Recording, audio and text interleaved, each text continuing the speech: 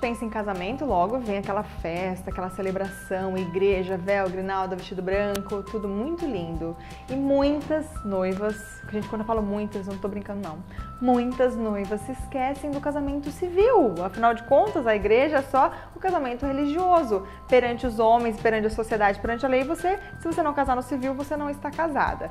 Então, este post de hoje é sobre o casamento no civil, o passo a passo, os documentos que você precisa, o que você tem que fazer, que é um assunto que eu já falei muitas vezes no blog. Toda vez eu converso sobre isso com várias amigas noivas, então eu trouxe hoje para vocês para tentar ajudá-las nessa missão, que não é uma missão muito fácil, convenhamos, mas que é muito bacana, muito gostosa e que quando eu fui casar, eu confesso que me deixou mais nervosa que o casamento na igreja. Afinal de contas, você entra no cartório solteira e sai casada, gente. Em 5 minutos sua vida muda totalmente.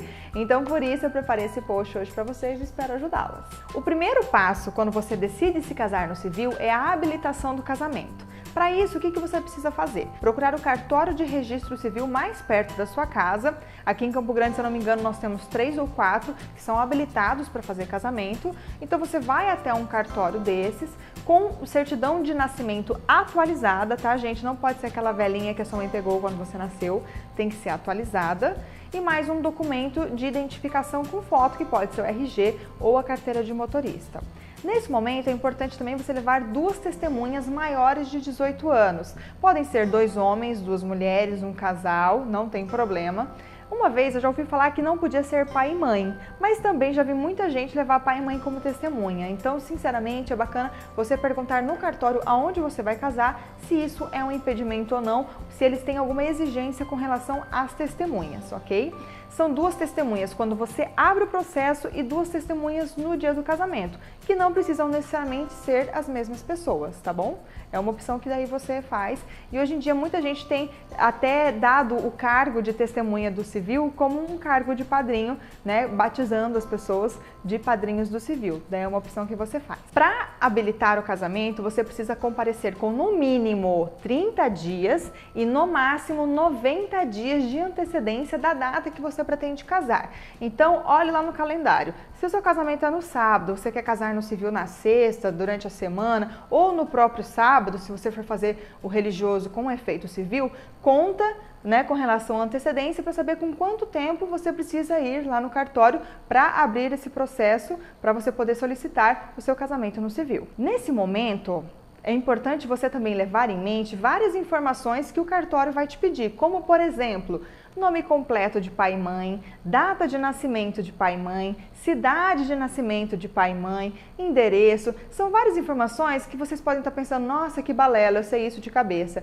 Mas às vezes o sobrenome do seu pai é super complicado, tem 2 L's, a grafia ele fala de um jeito e escreve de outro no documento. Então, gente, o cartório não é lugar para brincadeira nem lugar para erro, tá? Então é muito importante que vocês saibam de todas essas informações para quando chegar lá e for abrir o processo, fique tudo muito mais fácil e tudo mais rápido. Esse processo, gente, deve demorar no máximo uns 10 minutos, é bem tranquilo. Então, se porventura você trabalha, não tem muito tempo para ir no cartório, aproveite seu horário de almoço, vai lá e faz rapidinho que não tem erro. Nesse momento que você for no cartório também é onde você vai falar se você quer casar lá no cartório ou se você quer casar em diligência. O que significa? É casar em outro local, que pode ser na igreja, onde o padre vai fazer o papel do juiz de paz, ele tem essa autoridade, ou então se você vai querer casar numa capela, numa chácara, às vezes num jantar até, algumas noivas têm optado por isso, em fazer um jantar na véspera, com a família que já está de fora, que veio para cá para comemorar e já aproveita e faz o casamento civil. É uma opção. É lógico que para fazer fora esse casamento em diligência tem um custo diferenciado, em torno de 100, 100 e pouquinhos reais, dependendo do cartório. Não é muita coisa, então se é um detalhe que vai fazer diferença para você, já se programe financeiramente mais um pouquinho aí, porque vai ter uma diferença de valor se você for casar no cartório e se você for casar fora do cartório. O casamento religioso com efeito civil, como eu estava falando, é esse em que a noiva opta em casar na igreja ou casar durante a cerimônia do casamento. É uma opção bacana que você não tem o gasto de ir no salão de novo, gastar com roupa, etc e tal, para casar no cartório e depois casar na igreja. Tem muitas noivas que preferem essa praticidade.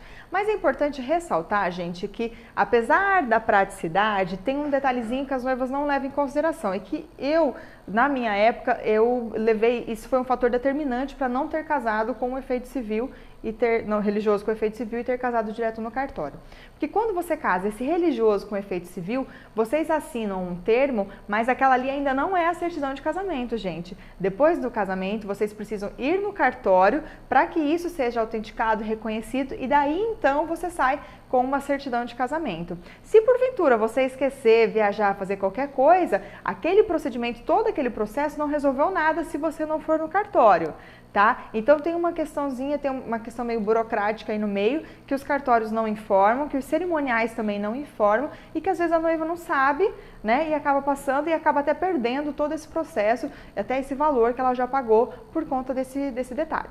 Outro detalhe que as noivas sempre perguntam é com relação à alteração do sobrenome. A noiva é obrigada a adotar o sobrenome do marido? Não. Ela é obrigada a adotar todos os sobrenomes? Não, gente. Hoje em dia até tem alguns casais mais modernos em que o noivo adota o sobrenome da noiva. Mas daí precisa de uma evolução mental muito grande, dos noivos aceitarem isso e tal. E isso é um tema para um próximo vídeo. Então, quando você optar em adotar o sobrenome do marido, uma dica, conversa já com ele antes. Se você porventura não for adotar, já explica para ele os motivos, para que os dois estejam cientes e na hora que for fazer a abertura do processo, na hora que chegar para a pessoa e falar assim, ela vai adotar o nome ou não vai, esse já seja um assunto resolvido e que vocês não resolvam lavar roupa suja ali na frente da mulher, que não tem nada a ver com a paçoca, tá? Então, no momento que vocês forem abrir o processo, ela vai perguntar, alguém vai adotar o sobrenome do outro? Daí você já informa qual sobrenome você vai adotar, qual o nome que você vai ter depois de casada, né? E um detalhe muito importante, tem como tirar algum nome para você adotar o sobrenome do marido? Tem. Só que isso não é no cartório que você faz, gente, não é um processo tão simples. Você precisa entrar com uma ação, você precisa justificar o porquê de tirar o nome. É todo um processo burocrático e jurídico que demanda tempo, dinheiro, estresse, um monte de coisa. Então, se porventura você está passando por esse perrengue de talvez pensar em tirar algum nome, faça isso com um pouco mais de antecedência do que os simples 30, 60, 90 dias que o processo do casamento em si exige, tá? Porque isso vai demandar um pouco mais de você. Uma dica que eu dou para vocês, que na época do meu eu fiz e facilitou e muito a minha vida, é fazer uma versão reduzida da certidão de casamento. Custou na época, se eu não me engano, R$16 e eu fiz no mesmo cartório em que eu casei. Eu casei na quinta-feira, no civil, no sábado no religioso, viajei de lua de mel e tal. Na volta, eu fui lá e solicitei essa reduzida. Ela demorou um dia para sair, se eu não me engano, foi bem rápido e bem prático. E por que eu fiz essa reduzida? Pensando justamente na troca dos documentos. Daí tem muita noiva que falava assim, eu tenho preguiça de adotar o sobrenome do marido, que vou ter que trocar todos os documentos, blá, blá, blá, blá, blá, blá. Gente, para de preguiça, né? Vamos e venhamos. É um negócio tão legal, você tá casando, eu não sei, eu sou super tradicional, eu sempre tive isso na minha cabeça, que eu queria adotar o sobrenome do marido, e eu acho que esse negócio do trocar os documentos é uma coisa muito simples, muito tranquila, e que rapidão você faz. É lógico, você não precisa trocar todos os documentos de uma vez. Então, por isso mesmo que eu fiz a reduzida, eu carrego ela comigo na carteira até hoje. Então, em todos os lugares que eu precisei alterar documento, eu não precisei ficar andando com aquela certidão grande do cartório que você ganha e que, por sinal, você tem que guardar com carinho, que você vai usar em várias ocasiões.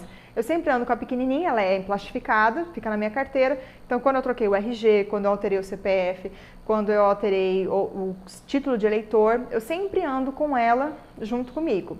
Até muitas me perguntam, mas eu tenho que alterar todos os documentos de uma vez? Não, gente. Na época, eu tinha acabado de fazer meu passaporte, ele ainda nem venceu. Por que eu vou gastar de novo, sei lá, 300, 400 reais para fazer um passaporte só para alterar o nome? Então, eu continuo com meu passaporte de solteira, mas o que eu faço? Ando com a certidão de casamento junto quando a gente viaja. Até hoje, nunca tive problema, ninguém nunca me pediu. Mas se porventura, algum dia, alguém vier a pedir alguma coisa, alguma comprovação, eu tenho a minha certidão de casamento lá que eu comprovo que eu sou eu.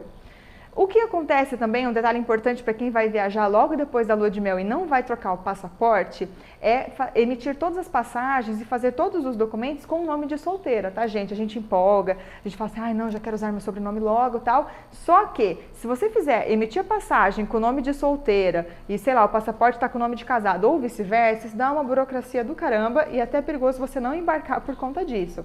Tá? Então, atente-se para esse detalhe. Foi uma dica, na época, que a agência de turismo deu pra gente e foi muito bacana, foi muito útil.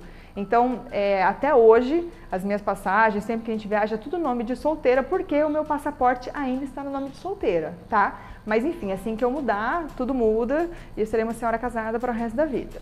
Então, o mesmo eu fiz com relação à carteira de motorista, ela ainda não venceu. Então, quando vencer, eu vou alterar, vou colocar um novo sobrenome. Por enquanto, eu estou usando a mesma, não mata, viu, gente? Então, assim, não fiquem preocupados achando que você vai gastar um montão, que você vai perder um monte de tempo correndo atrás de trocar todos os documentos. Vai trocando devagarzinho. E não esquece, certidão de casamento reduzida na carteira facilita muito a sua vida. Com relação aos valores do casamento do civil, gente, isso é muito complicado eu falar em valores aqui, porque eles variam de cartório para cartório, isso dentro da mesma cidade, e de cidade para cidade. Então, aqui em Campo Grande, eu sei que eles variam entre 400 e alguma coisa e 600 e alguma coisa, mas já ouvi falar que em outras cidades é mais caro ou mais barato. Então, é importante que antes de você ir até o cartório, você ligue lá, se informe com relação aos preços, para que você possa se programar também financeiramente para esse momento. Lembrando que a maioria dos cartórios não aceita cartão, não aceita cheque, então ou tem que ser no dinheiro, no máximo no débito, alguma coisa assim. Então, para você não ir desprevenido, não ir achando que você está indo lá fazer compra, que você vai passar o cartão, parcelar em 3 vezes o processo do casamento do civil. Não é assim que funciona, tá, gente? Enfim, parece complicado, mas não é. É um assunto super bacana, super gostoso. Vocês vão ver que é muito rápido, até uma coisa assim fria demais, no meu ver. Um processo que vai mudar totalmente a sua vida acontecer em 5 minutos. Se você tiver a sorte de cair com um juiz de paz bem legal, ele vai falar algumas palavras bacanas para você. Vocês vão fazer ali o processo da troca de assinaturas, né, de falar que um aceita o outro, etc e tal, vão tirar umas fotos e vai ser um momento bacana. E assim eu espero que seja para vocês, que todo o casamento, toda a realização do casamento sejam momentos de festa, desde a organização, dos documentos que você precisa correr atrás, cursos de noivos, casamento no civil, a festa, a lua de mel e, se Deus quiser, que a sua vida de casado inteira seja uma festa, tá bom? Espero tê-las ajudado. Não esquece que lá no nosso canal no YouTube tem muitos vídeos bacanas com outros assuntos também, todos relacionados a esse universo que a gente tanto ama, que é o universo de casamentos, tá bom? Um beijo e até a próxima!